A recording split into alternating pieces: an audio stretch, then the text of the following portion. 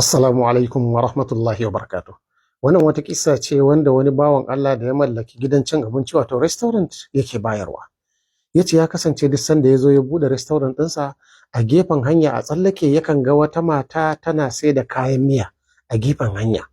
Da yayi bincike sai gano cewa baiwar Allah ce mijinta ya rasu ya bar mata 'ya'ya guda 4. Ba ta da abin da take yi sai dai ta je ta siyo kayan miya ta saro sai ta zo gefen hanya sai ta kakkasa. Yace wata rana aka yi wani ruwa da ya zo gaba ɗaya a gefen hanya sai ya tafi da kayan miyan nata gaba ɗaya ta jike gaba ɗaya. Yace sai ya hange ta tana bari saboda rawa wato sanyi da ruwa ya jika ta. Yace kan yi ankara kawai sai ganta a layin masu siyan abinci. Layi na ja da aka zo kanta kawai sai ta ce masa, malam abin da ya faru da ni kayan miyan da na dogara da shi wajen siyarwa domin in siya wa 'ya'yana marayu abinci ruwa ya tafi da shi. Dan Allah taimaka min da wani abincin da zan je in kai musu suna gida. Wannan bawan Allah ran sai ɓaci yace ke dama baki da kuɗi kika zo kika shiga sahu kika shiga layi kauce ki bani guri ya kore ta. Baiwa Allah nan ta tafi. Yace wallahi tun ranar da ya kore ta ta tafi mutum ɗaya bai ƙara dawowa restaurant ɗinsa sayan abinci ba. Yace kuma da layi ake in ka zo wallahi sai ka shiga layi. Ya zauna kwana ɗaya kwana biyu wata ɗaya restaurant fa yana nema ya rushe ba zuwa sayan abinci kwata-kwata. Wata rana sai abin ya faɗo masa yace kai yace wannan baiwa Allah fa ta taɓa zuwa na mata wulakanci. Ya binciko inda take ya tambaya ya shirya abinci mai kyau. Ya je aka kai shi gidanta yayi sallama sai ya same ta a kwance ba lafiya 'ya'yanta 4 marayu a kewaye da ita. Sai ya ce baiwar Allah dan Allah ki haƙuri. Wallahi wancan abin da na miki ba san raina bane.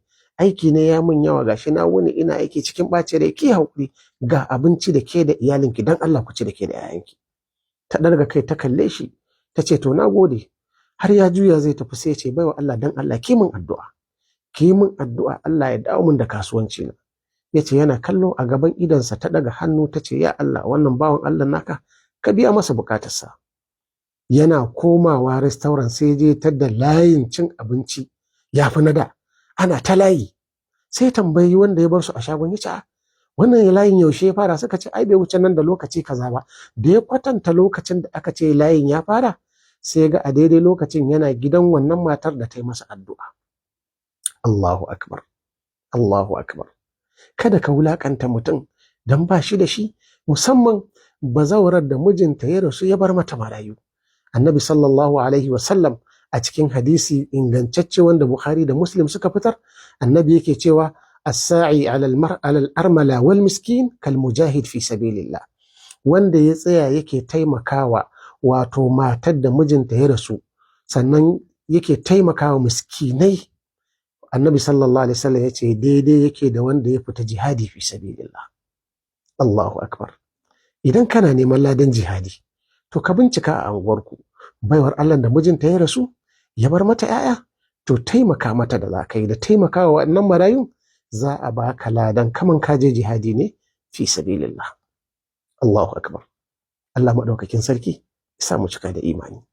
Wassalamu alaikum wa rahmatullahi wa barakatuh.